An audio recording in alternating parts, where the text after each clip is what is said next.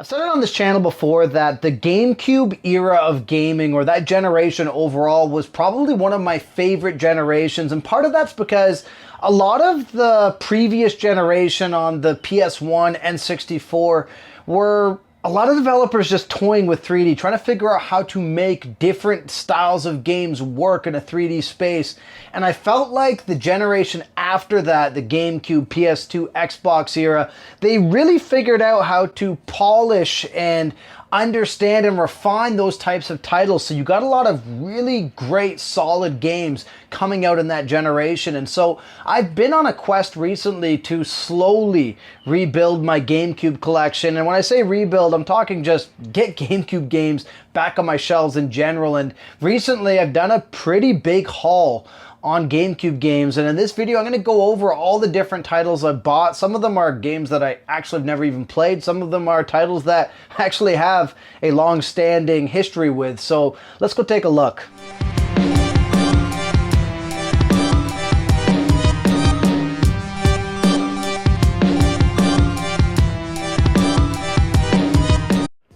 So overall, this haul cost me about $60 or so. And so to start, I'm actually going to go with a game that I never played on the GameCube, but I played the subsequent releases. They're known as Fight Night, which unfortunately that series seems to have gone stagnant. But before Fight Night, there was Knockout Kings.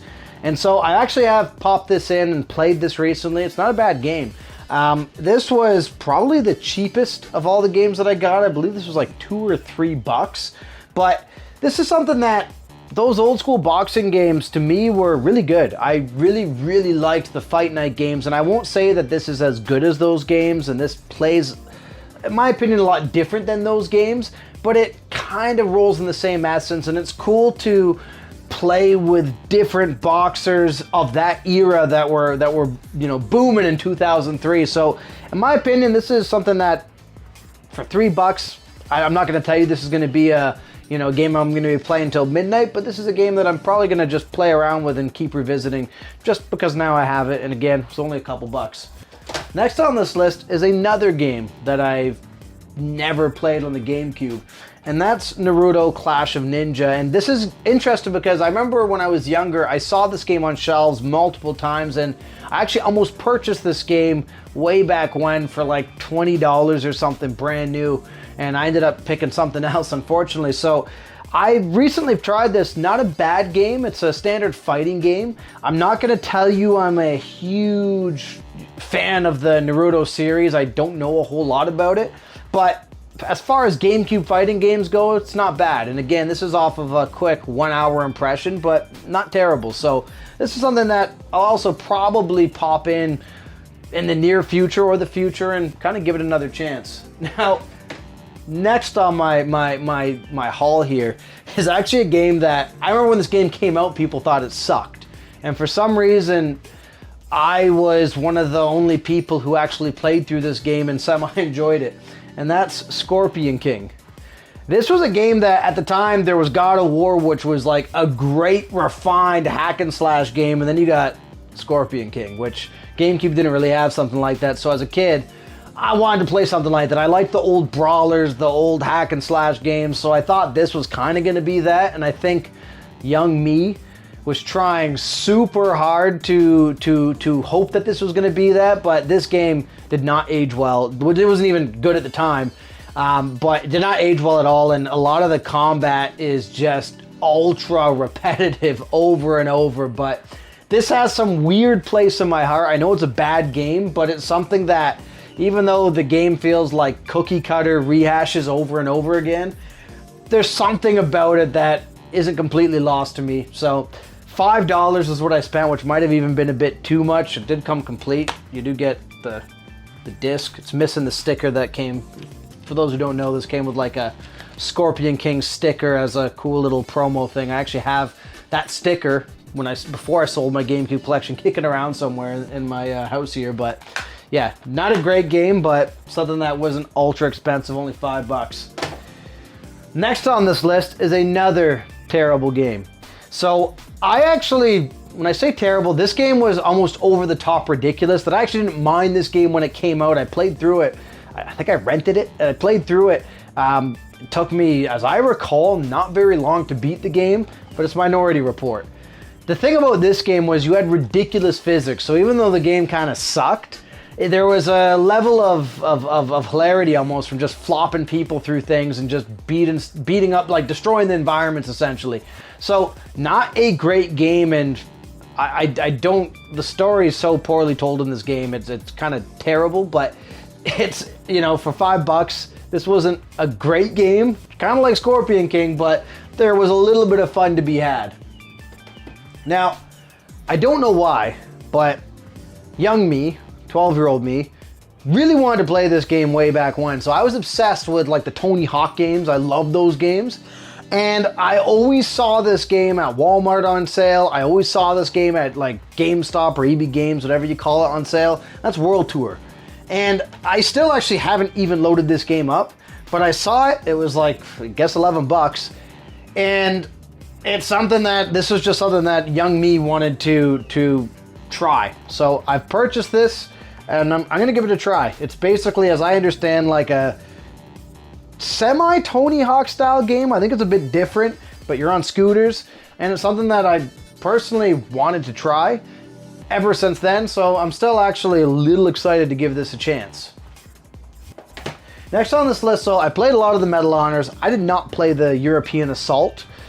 This is a game that at the time, I would see this on shelves. I would tell myself, yeah, maybe if it goes on sale, I'll get it. Whatever reason, it never happened. I was actually a big fan of the next one on this, which is Medal of Honor Frontline. I did play this a lot. I also played the multiplayer on this game a lot. So this to me was something that, as far as nostalgia goes, I hold a lot of for it. This is a game that I think, as far as the multiplayer mode especially, this was a ton of fun. This was back when, you know, army shooters were kind of still coming into their own. And in my opinion, in that period, the Medal of Honors were doing it the best, especially versus, you know, Call of Duty was just kind of coming out. Medal of Honor was kind of like the best example of military style shooters. And so Frontline to me was one that in particular did everything really, really well. So for $10, I'm excited to actually revisit this. It would be awesome to also give multiplayer a chance again as well. Now, this is a game that I got for, I believe this was like a couple of bucks. I have not played this game. I played the terrible, I actually almost wanted to buy it for shits and giggles, but it's not, it wasn't on sale in a way that made sense. But the only other Tom Clancy one I played on the GameCube at that time, other than the Splinter Cells, was Sum of All Fears. That's the game I'm looking for. Horrible game. And this game, I remember at the time after playing Sum of All Fears, that this one looked kind of like that. As I understand, this one's better. The last on this list is actually a game that I put a lot of time into back when it released. And I remember at the time thinking that the graphics for this game were phenomenal. I remember for the GameCube, looking at the shadows and the visuals, I really felt like this was kind of like almost a stopgap game between the GameCube and the next gen consoles coming out. And that's Splinter Cell Chaos Theory. This is, in my opinion, of the first 3 Splinter Cells, probably my favorite of those games. I felt like this had kind of really mastered that formula. It also felt just generally exciting and fun to play. This was, in a lot of ways, to me, it felt like the Splinter Cell formula wasn't just ironed out, but they also gave you a bit more freedom in how you played. And that to me made this a great title. So this was, I think this was like only $5. I believe though it's not the original case, which whatever, but for the $5 or so that I spent, not a bad purchase. So overall, this was, for $60, I think not a bad haul. I think there's actually a lot of great games in there. And I am looking at trying to get a half decent priced copy of Twilight Princess. That's a game that to me played best on the GameCube version. It's so unfortunate that the Wii version, which is 10 times cheaper, you could not use a controller with it. So I'm looking forward to trying to pick something up like that as well as just even some of the other Mario games that came out, like Mario Sunshine, I think would be great to also have again.